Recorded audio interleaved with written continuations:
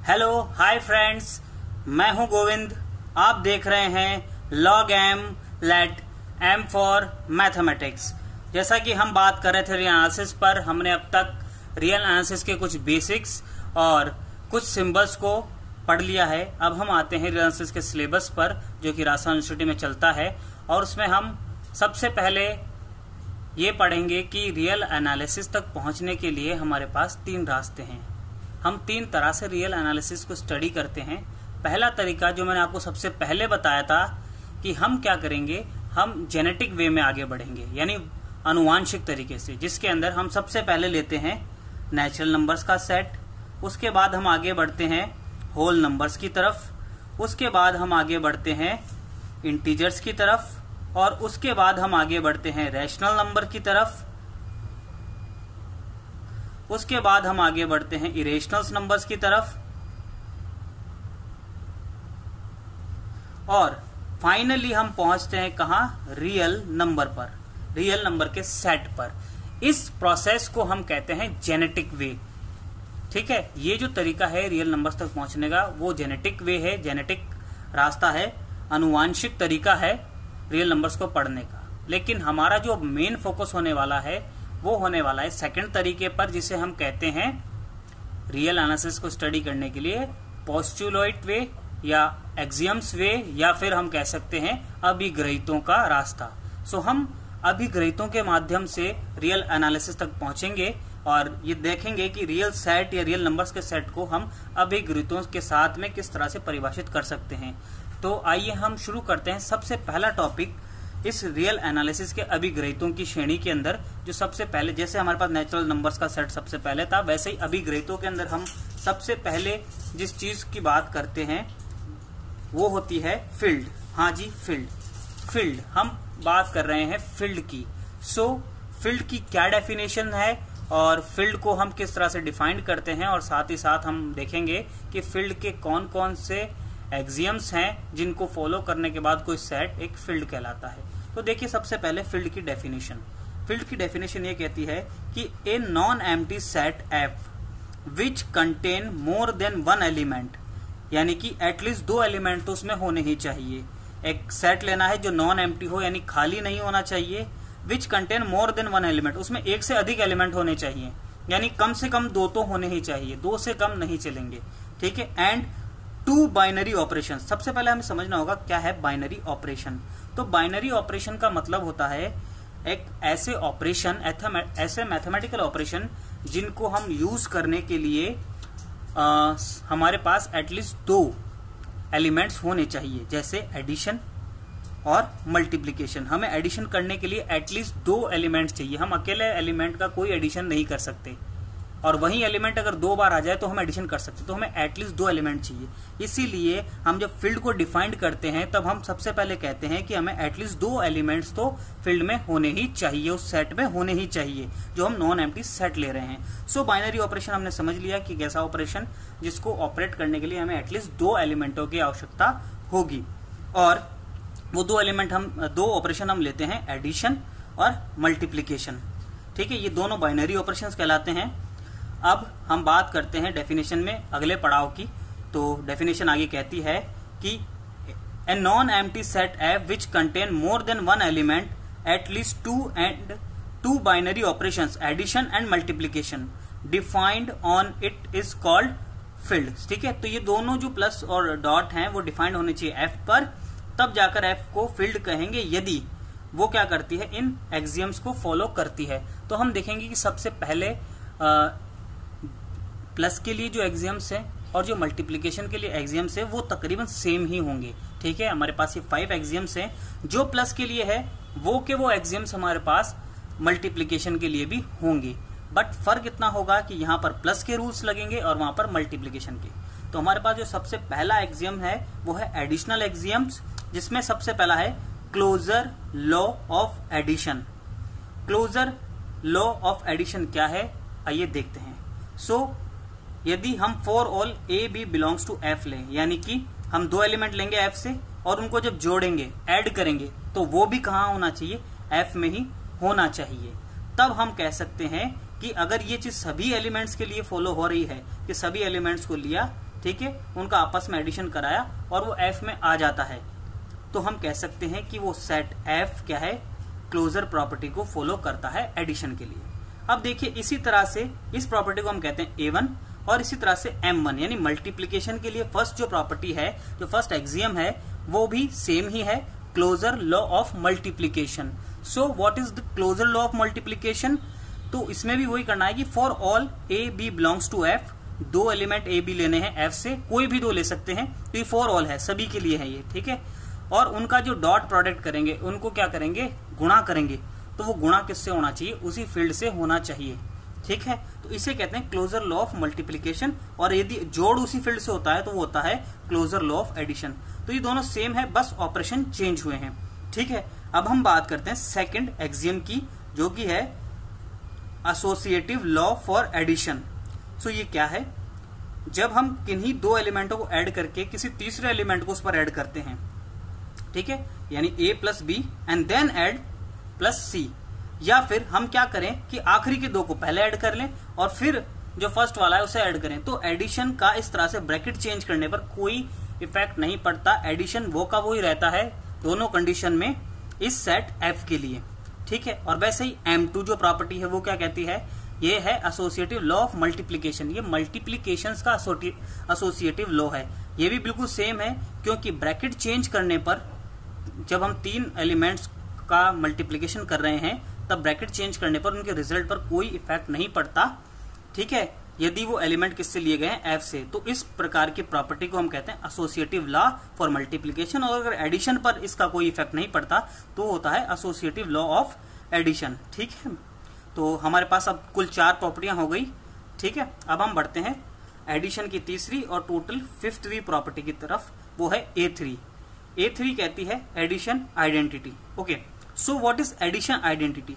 Addition identity वो element होता है किसी एलिमेंट के लिए जिसको ऐड करने पर उस एलिमेंट की वैल्यू अनचेंज रहे। तो so for all A belongs to F, यानी कि F के हर एक एलिमेंट के लिए there exist a 0 belongs to F, एक 0 F में ऐसा होना चाहिए, एक एलिमेंट 0 F में ऐसा होना चाहिए, सच दैट A प्लस 0 बराबर A बराबर 0 प्लस A, यानी 0 को मतलब एक एलिमेंट 0 ऐसा होना चाहिए हर एलिमेंट A के लिए जिसको उसमें जोड़ने पर उस पर कोई फर्क ना पड़े। अब वो जोड़ राइट साइड से भी और लेफ्ट साइड से भी दोनों तरफ से होना चाहिए, ठीक है, तभी हम उसे प्रॉपर वे में एडिशन आइडेंटिटी कहेंगे। तो यहाँ एडिटिव आइडेंटिटी जो है वो 0 कहलाती है, 0 is additive identity, okay. And similarly अगर मैं बात करूं मल्टीप्लिकेशन आइडेंटिटी पर, तो वहां पर ये काम 1 करता है। तो हर एलिमेंट के लिए यदि 1 भी F में एग्जिस्ट कर जाता है तो हम क्या कहेंगे कि A का 1 के साथ डॉट A और 1 का A के साथ डॉट A होता है, तो ये कह सकते हैं कि F के अंदर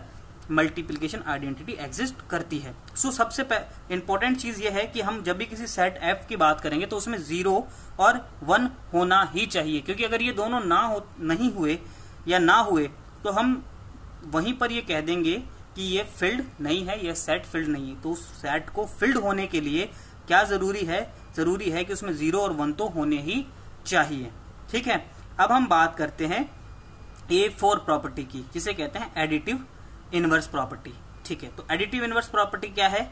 इनवर्स का सीधा सा मतलब है उल्टा, तो यानी कि for all A belongs to F, यानी F में उपस्थित सभी अवयवों के लिए, सभी एलिमेंट्स के लिए एक ऐसा एलिमेंट F में और होना चाहिए जिसके साथ उसका एडिशन 0 दे दे। 0 का मतलब एडिटिव आइडेंटिटी दे दे, ठीक है। और उस एडिशन को हम दोनों तरफ से करने चाहिए, राइट साइड से भी as well as left side से भी, ठीक है। तो ये दोनों चीजें जब हमें रिजल्ट 0 दे देगी, यानी हर एलिमेंट के लिए एक उसका इनवर्स, इस B को इसका इनवर्स कहेंगे A का, और A को B का इनवर्स कहेंगे। सो ये दोनों तरफ से है कि for all A there exist a B in F such that कि उसके साथ एडिशन 0 आना चाहिए, यानी कि एडिटिव आइडेंटिटी आनी चाहिए। अब सिमिलरली हम बात करते हैं मल्टीप्लिकेटिव आइडेंटिटी, मल्टीप्लिकेटिव इनवर्स के लिए, जो कि M4 प्रॉपर्टी है। वो कहती है कि ऐसे ही for all A belongs to F there exist a B from F such that कि उसके साथ डॉट 1 आ जाना चाहिए, ठीक है। तो यहां पर B को A का मल्टीप्लिकेटिव इनवर्स कहेंगे और A को भी B का मल्टीप्लिकेटिव इनवर्स कहेंगे, क्योंकि दोनों वाइस वर्सा है, ठीक है। सो ये आपको मैंने अभी तक कुल मिला के 8 प्रॉपर्टीज बता दी। अब हम आते हैं अगली प्रॉपर्टी की तरफ, जो है कम्यूटेटिव लॉ। कम्यूटेटिव लॉ जो होता है उसका ये मतलब होता है कि हम नंबर्स को कम्यूट करेंगे, यानी उनके स्थान परिवर्तित करेंगे। So for all A and B belongs to F, जब यदि हम एफ से कोई दो एलिमेंट लें तो उनका राइट साइड ए प्लस बी करने पर और लेफ्ट साइड बी प्लस ए करने पर, यानी उनका ऑर्डर चेंज करने पर एडिशन पर कोई इफेक्ट नहीं पड़ना चाहिए, दोनों वैल्यूज एक ही रहनी चाहिए। और ऐसे कम्यूटेटिव लॉ फॉर मल्टीप्लीकेशन में भी होता है कि दोनों का मल्टीप्लीकेशन चाहे राइट और लेफ्ट करो या लेफ्ट और राइट करो, दोनों के मल्टीप्लीकेशन का उनके ऑर्डर से कोई परिवर्तन उसके रिजल्ट में नहीं होना चाहिए। यानी कि अब हमारे पास हो गई कुल 10 प्रॉपर्टीज। पहली क्लोजर लॉ ऑफ एडिशन और दूसरी आ गई closure law of multiplication. Similarly associative law for addition, associative law for multiplication, additive identity, multiplicative identity यानी 0 और 1 का एग्जिस्टेंस, और एडिटिव इनवर्स यानी कि ए का जस्ट नेगेटिव वहां पर होना चाहिए, और मल्टीप्लिकेटिव इनवर्स यानी ए का इनवर्स वहां होना चाहिए। कम्यूटेटिव लॉ यानी कि उनमें ऑर्डर चेंज करने पर इन रिजल्ट्स को कोई फर्क नहीं पड़ना चाहिए, मल्टीप्लिकेशन के साथ भी और एडिशन के साथ भी। अब हम बात करते हैं एक और प्रॉपर्टी की जिसे हम कहते हैं डिस्ट्रीब्यूटिव लॉ। डिस्ट्रीब्यूटिव लॉ या इसे कह सकते हैं डिस्ट्रीब्यूटिव प्रॉपर्टी। ठीक है, तो डिस्ट्रीब्यूटिव प्रॉपर्टी क्या है उस पर हम नजर डालते हैं। तो आइए हम देखते हैं, इसे हम MA1 नाम देंगे। इस प्रॉपर्टी का नाम होगा MA1। इसमें क्या होगा, for all ABC belongs to F A dot B plus C करने पर, ये देखिए बिल्कुल ब्रैकेट खोलने वाली प्रॉपर्टी है, ब्रैकेट को खोला गया है। A dot B plus A dot C होता है लेफ्ट साइड से खोलने पर, और राइट साइड से खोलने पर भी ऐसा ही होता है, A dot C plus B dot C हो जाएगा। ठीक है, तो ये है लेफ्ट डिस्ट्रीब्यूशन और ये है राइट डिस्ट्रीब्यूशन। एक तरीके से ब्रैकेट खोलने वाली प्रॉपर्टी को हम क्या कहते हैं, डिस्ट्रीब्यूशन लॉ। यानी कि किसी F एक सेट है। ठीक है, F यहाँ पर क्या है, एक सेट है F जिसमें कम से कम 2 एलिमेंट है, उस पर 2 ऑपरेशन ऑपरेट हो रहे हैं, एक तो प्लस और एक डॉट। वो फील्ड कब कहलाएगा, वो फील्ड कहलाएगा यदि उसमें एडिशन की 5 property, closure, associative, identity of addition, additive inverse और कम्यूटेटिव लॉ फॉलो होता है, और साथ ही साथ 5 प्रॉपर्टी मल्टीप्लीकेशन की, closure law of multiplication, associative law of multiplication और मल्टीप्लीकेशन आइडेंटिटी और मल्टीप्लीकेशन इनवर्स और कम्यूटेटिव लॉ फॉलो हो, और साथ ही साथ उनमें डॉट और एडिशन के लिए डिस्ट्रीब्यूशन लॉ भी फॉलो हो, राइट और लेफ्ट दोनों से, तब जाकर उस एफ को हम क्या कहेंगे, फील्ड कहेंगे। और अब हम बात करते हैं एफ के एग्जाम्पल्स की। तो कौन कौन से जो सेट है, हमने जो जनरलाइज सेट पढ़े हैं वो एफ के एग्जाम्पल हो सकते हैं, यानी फील्ड हो सकते हैं। तो हम सबसे पहले बात करते हैं क्यू की। क्यू यानी the set of rational numbers. तो set of rational number is called a field for plus and dot, and similarly R, the real number set is also a field for plus and dot operation. Okay, और इसी तरह एक set और होता है A, वह भी field कहलाएगा यदि उसमें एलिमेंट 0, 1, 2, 3, 4 हो और उसके साथ में उसमें मॉड्यूल ऑपरेशन +5 और मॉड्यूल ऑपरेशन .5 लगता हो। अब ये क्या होता है ये मैं आपको बताऊंगा नेक्स्ट लेक्चर के अंदर, और आज के लिए इतना ही।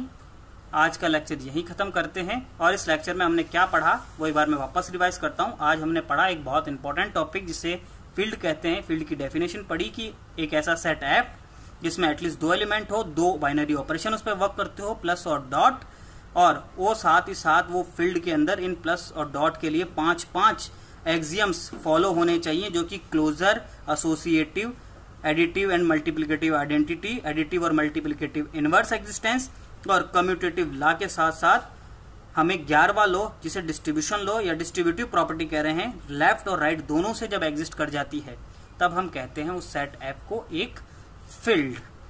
और फील्ड के एग्जाम्पल में क्यू और आर होंगे और ये सेट। अब हम नेक्स्ट लेक्चर के अंदर आपको बताएंगे कि कैसे किसी सेट एफ के लिए हम उसे फील्ड चेक करेंगे, वो फील्ड कैसे होता है, और साथ ही साथ हम बात करेंगे फील्ड की कुछ प्रॉपर्टीज की। सो आपको क्या करना है, आपको करना है फील्ड की डेफिनेशन को अच्छे से याद और इसे समझना है कि इस तरह से सारे लोग काम करते हैं, और हम नेक्स्ट वीडियो में आपको बताएंगे कि किस तरह से इस सेट ए के लिए हम इसे फील्ड प्रूफ करेंगे मॉड्यूल ऑपरेशन +5 और मॉड्यूल ऑपरेशन .5 के लिए। तो धन्यवाद इस वीडियो को देखने के लिए, और यदि आप इस चैनल पर नए हैं तो सब्सक्राइब करें लॉग एम को, और यदि वीडियो पसंद आते हैं तो आप उसे लाइक करें, शेयर करें और साथ ही साथ बेल आइकन को प्रेस कर दें ताकि आपको वीडियो के नोटिफिकेशन मिलते रहें। और that's it from my side, my self Govind Saini, and you are watching Log M, let M for Mathematics. Thank you very much.